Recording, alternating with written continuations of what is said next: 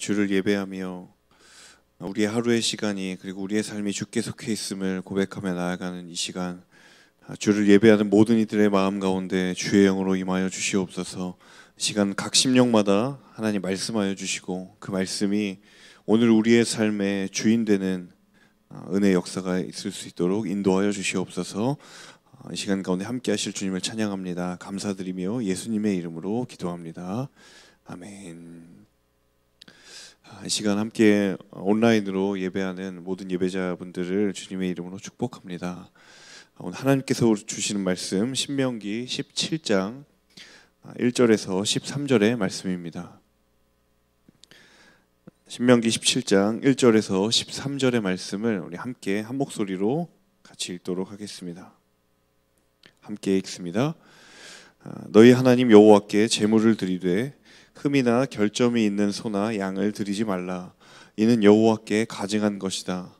만약 여호와께서 너희에게 주시는 어느 성에서 너희 가운데 사는 남자나 여자가 너희 하나님 여호와의 눈앞에서 그분의 언약을 깨뜨려 악을 행했음이 밝혀지고 내 명령과 달리 다른 신들을 섬겨 절하거나 해, 달, 하늘의 별들에게 절했는데 그것을 너희가 알게 되었다면 너희는 그것을 자세히 조사하라.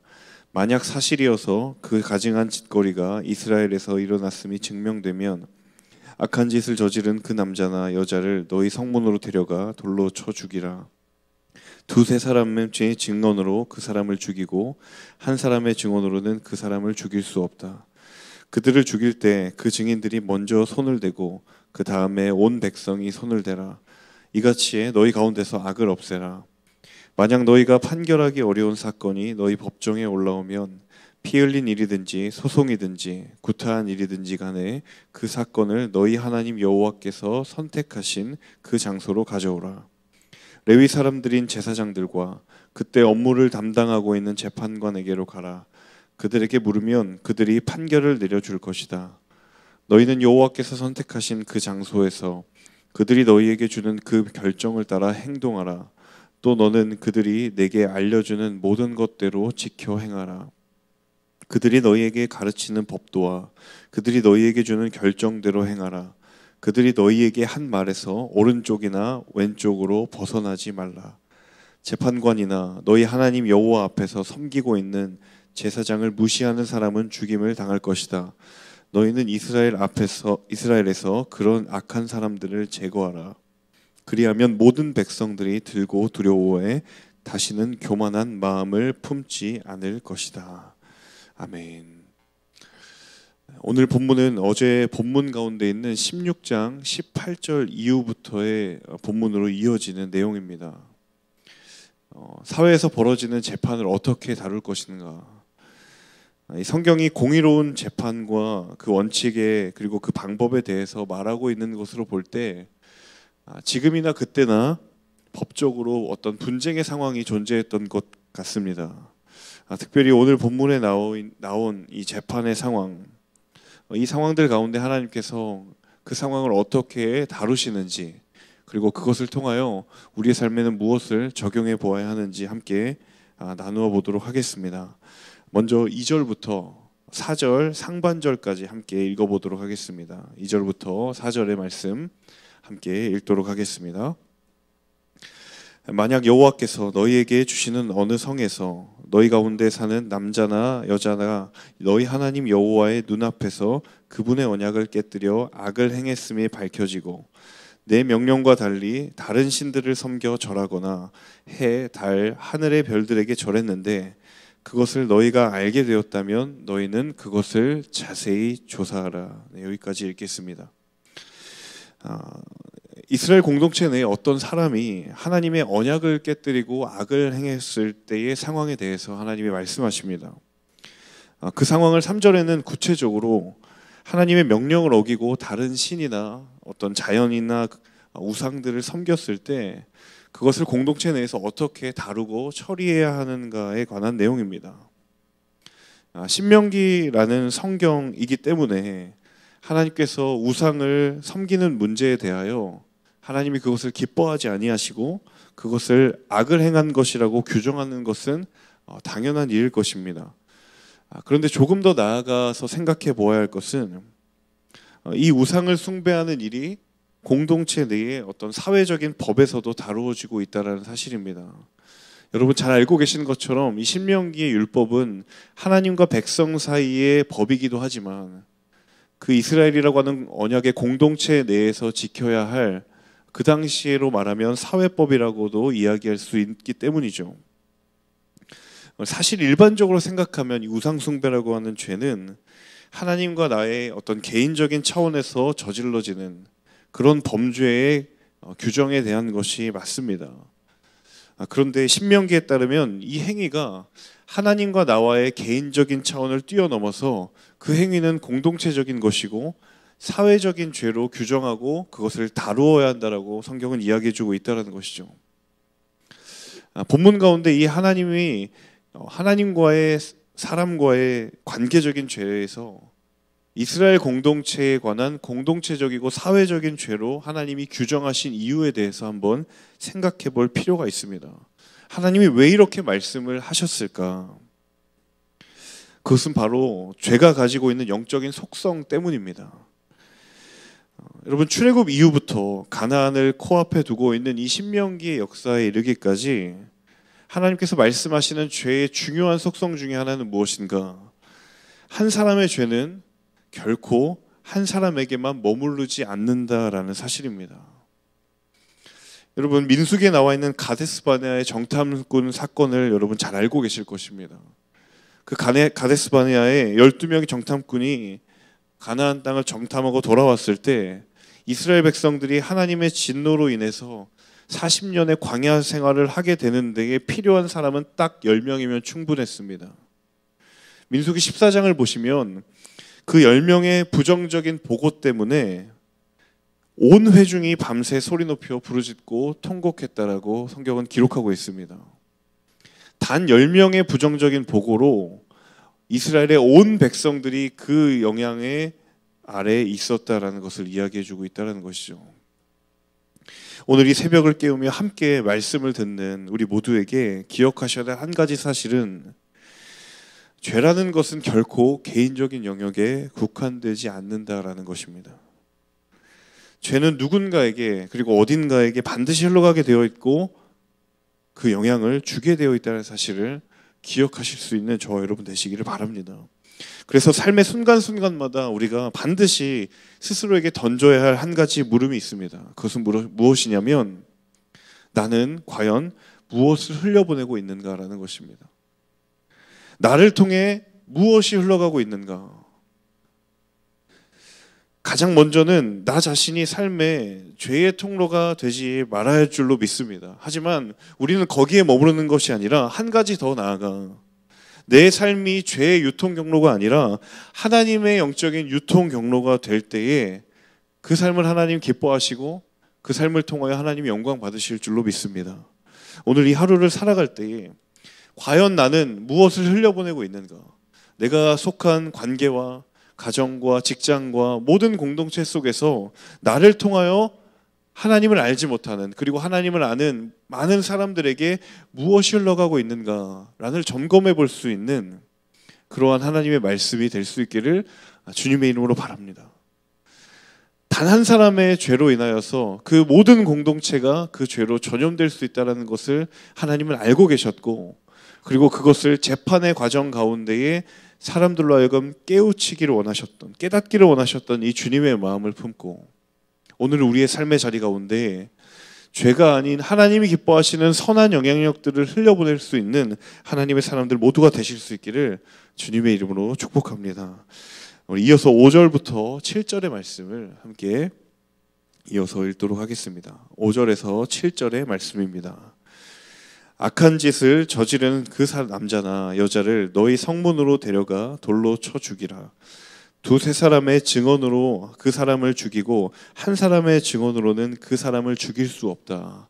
그들을 죽일 때 그 증인들이 먼저 손을 대고 그 다음에 온 백성이 손을 대라. 이같이 너희 가운데서 악을 없애라. 두 번째 경우는 이 하나님 보시기에 가증하고 악한 행위를 했다라는 것을 어떻게 판명할 수 있을까? 그 행위가 하나님 보시기에 악한 것이라는 것을 어떻게 증명하고 규명할 수 있을 것인가에 대한 내용입니다. 6절에 보니까 이 행위를 규명하는 굉장히 중요한 전제 조건에 6절에 나와 있는데요. 그것은 바로 이 악한 행위를 했다라고 증언하는 사람이 적어도 두세 사람 이상이어야 한다라고 성경은 이야기합니다. 뒤집어 이야기하면 두세 사람의 증언이 없다면 그 사람이 악행을 했다라는 것을 규정할 수 없고 그 행위를 처리할 수 없다라는 것을 성경이 이야기해 주고 있다는 거예요. 근데 문제는 이 조건이 충족되어 두세 사람의 증언을 통해 그 사람의 죄가 죄라는 것이 규정이 되면 지체하지 않고 처벌을 시행하라고 성경은 이야기하고 있습니다. 왜냐하면 7절 말미에 이 행위를 규정하고 처벌하는 목적이 있기 때문이죠. 그 목적이 무엇인가? 7절 말미에 보시면 이 행위를 하여서 너희 가운데에서 악을 없애라는 것이에요. 이 행위의 목적은 너희들 가운데 있는 악을 제거하기 위한 목적이라는 사실이죠. 이 하나님께서 이스라엘 공동체를 향해 말씀하시는 죄를 대하는 자세, 죄를 대하는 태도에 대해서 우리는 발견하게 됩니다. 그것은 무엇인가 하면 죄는 판단은 신중하게, 행동은 신속하게 하라는 것입니다. 이 행동이 율법에 비추어서 죄가 맞는가? 그 행위를 한 사람이 범죄를 저지르는 것이 맞는가? 그것을 규명하는 과정에 있어서는 굉장히 신중할 것을 이야기합니다. 철저하게 하나님은 한 사람의 판단으로 그것을 규정하지 않되 적어도 2명 혹은 3명의 증인을 통하여서 그것을 신중하게 판단하고 규명하라고 이야기하십니다. 왜냐하면 여러분, 한 사람의 판단으로 그 한 사람의 인생이 완전히 달라질 수 있기 때문이죠. 그만큼 신중하고 그만큼 공정하게 그 행위를 판단해야 한다는 것을 하나님은 이야기하십니다.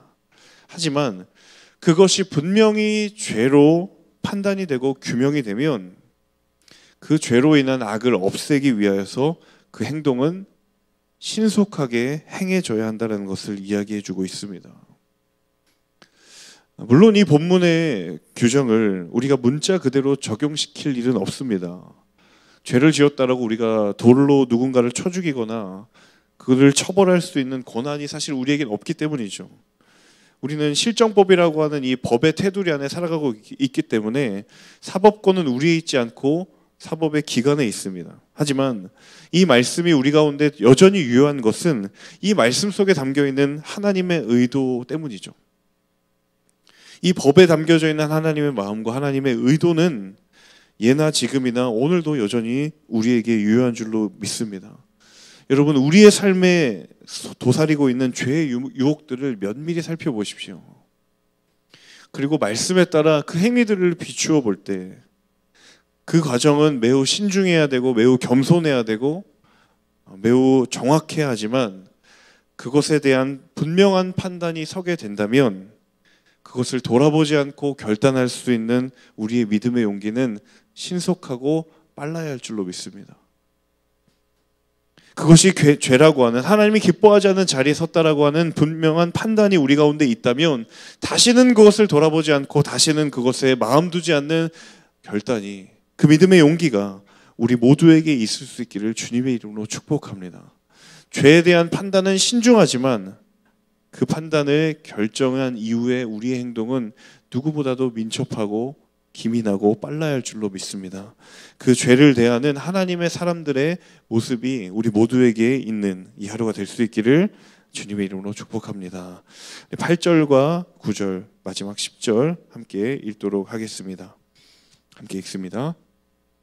만약 너희가 판결하기 어려운 사건이 너희 법정에 올라오면 피 흘린 일이든지 소송이든지 구타한 일이든지 간에 그 사건을 너희 하나님 여호와께서 선택하신 그 장소로 가져오라. 레위 사람들인 제사장들과 그때 업무를 담당하고 있는 재판관에게로 가라. 그들에게 물으면 그들이 판결을 내려줄 것이다. 너희는 여호와께서 선택하신 그 장소에서 그들이 너희에게 주는 그 결정에 따라 행동하라. 또 너는 그들이 내게 알려주는 모든 것대로 지켜 행하라. 본문에 나와 있는 또 한 가지의 사례는 바로 판결하기 어려운 사건이 법정에 올라왔을 때입니다.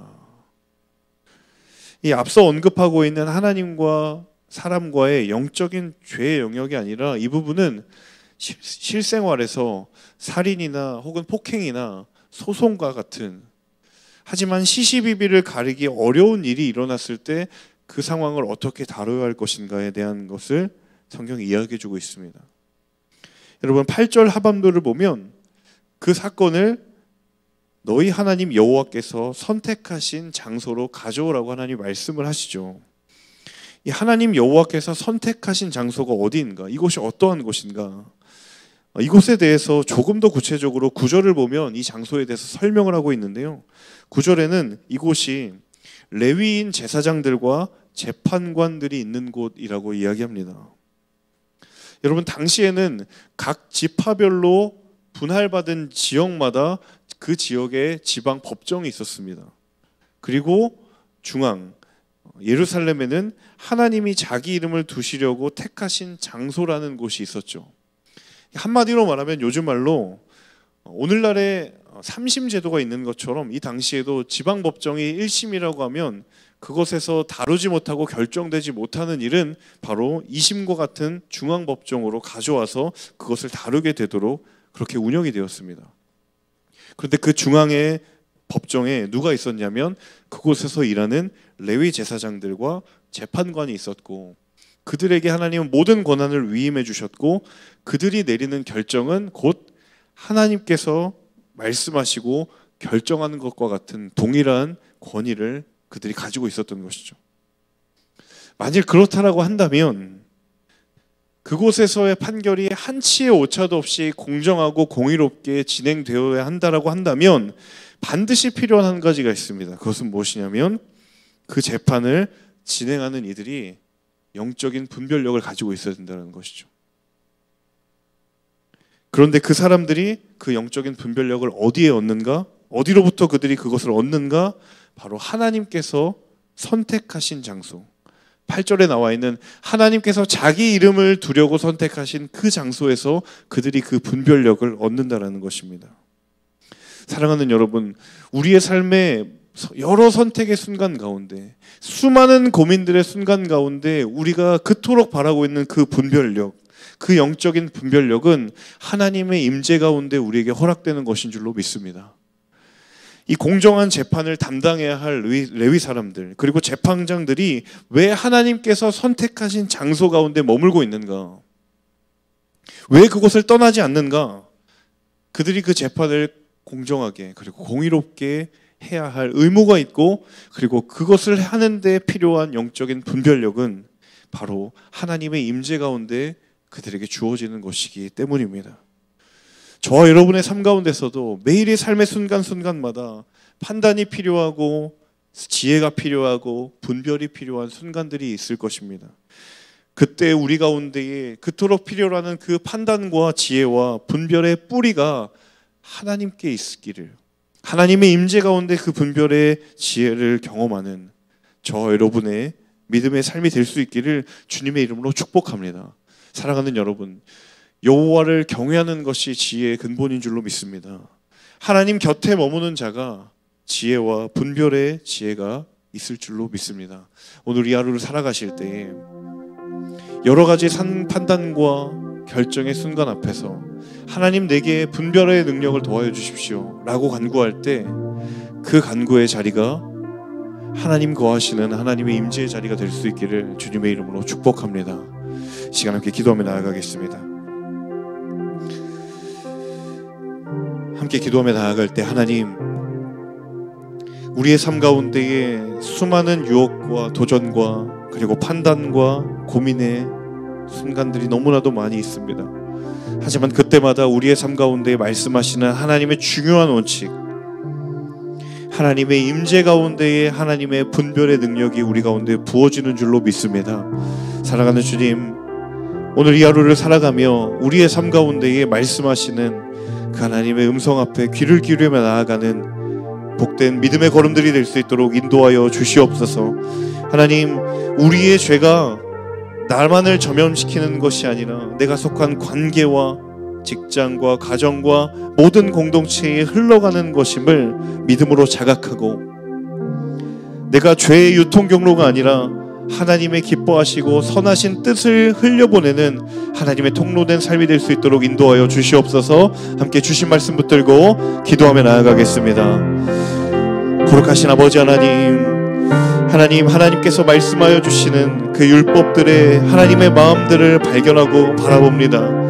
하나님, 공의로운 재판과 공의로운 원칙 가운데 하나님 담겨주신 뜻, 한 사람의 죄가 결코 한 사람 가운데 머물러 있는 것이 아니라 그 죄는 공동체를 무너뜨리고 관계를 무너뜨리고 나아가 그 세상을 무너뜨리는 가장 영적이고 가장 예민한 것임을 우리가 다시 한번 믿음의 눈으로 바라봅니다. 하나님, 우리가 무엇을 흘려보내는 삶을 살아야겠습니까? 나를 통하여 무엇이 흘러가는 삶을 살아야겠습니까? 하나님, 우리가 죄를 흘려보내는 통로가 아니라 하나님의 기뻐하시고 선하신 뜻을 흘려보내는 하나님의 유통 경로가 되기를 간절히 소망합니다. 하나님, 죄의 판단은 가장 신중하고 가장 침착해야 하지만 그 죄를 끊어내는 행동은 가장 분명하고 신속해야 될 줄로 믿습니다. 하나님, 우리의 삶 가운데에 시시비비를 가리기 어려운 상황 가운데서도 아버지 하나님, 우리에게 필요한 그 지혜와 우리에게 필요한 그 분별력이 하나님 위로부터 부어주시는 하나님의 지혜임을 고백하며 그 아버지 하나님이 신뢰하며 그 하나님의 임재 가운데 거하는 우리의 하루가 될 수 있도록 주님 인도하여 주시옵소서. 여호와를 경외하는 것이 지혜의 근본이라고 하셨으니 하나님, 우리에게 필요한 삶의 분별과 지혜의 능력을 다른 것이 아니라 하나님으로부터, 하나님의 임재의 자리로부터 우리의 삶 가운데 주어짐을 경험하는 이 하루가 될 수 있도록 주님 인도하여 주시옵소서. 하나님, 우리의 삶에 너무도 친밀하게 도사리고 있는 죄의 유혹들, 그것이 나만을 무너뜨리는 것이 아니라 우리의 공동체를 무너뜨리고 우리의 관계들을 파괴하는 강한 전염력이 있는 것임을 우리가 다시 한번 믿음의 눈으로 바라보게 됩니다. 주님, 내가 무엇을 흘려보내고 있습니까? 나의 삶을 통하여 무엇이 흘러가고 있습니까? 하나님, 우리가 죄를 흘려보내는 자가 아니라 하나님의 기뻐하시고 선하신 뜻을 흘려보내는 하나님의 통로된 삶으로 이 하루를 인도하시고 우리의 삶을 주장하여 주시옵소서. 하나님, 죄를 판단하는 것은 신중하고 침착하되 그 죄를 끊어보는 그 죄를 결단하는 우리의 결단은 분명하고 신속한 우리의 삶이 될 수 있기를 간절히 소망합니다. 주님, 그 분별력과 그 지혜를 하나님의 임재의 자리 가운데 경험하는 우리의 삶이 되도록 인도하여 주시옵소서. 다른 어떤 것으로 그 지혜를 얻으려 하는 것이 아니라 오직 위로부터 부어주시는 지혜와 분별의 능력으로 이 하루를 살아갈 때에 주께서 우리의 믿음의 발걸음을 지키시고 그 믿음의 걸음을 승리로 인도하실 줄로 믿습니다. 이 하루 가운데 그렇게 인도하실 주님을 신뢰하고 의지하며 살아가는, 함께 예배하는 모든 이들의 삶이 될 수 있도록 주님 인도하시고 은혜를 베풀어 주시옵소서. 이 모든 말씀 살아계신 주 예수님의 이름으로 감사하며 기도합니다. 아멘. 우리 계속해서 각자의 개인적인 기도의 제목을 가지고 함께 계속해서 기도의 자리에서 기도하도록 하겠습니다.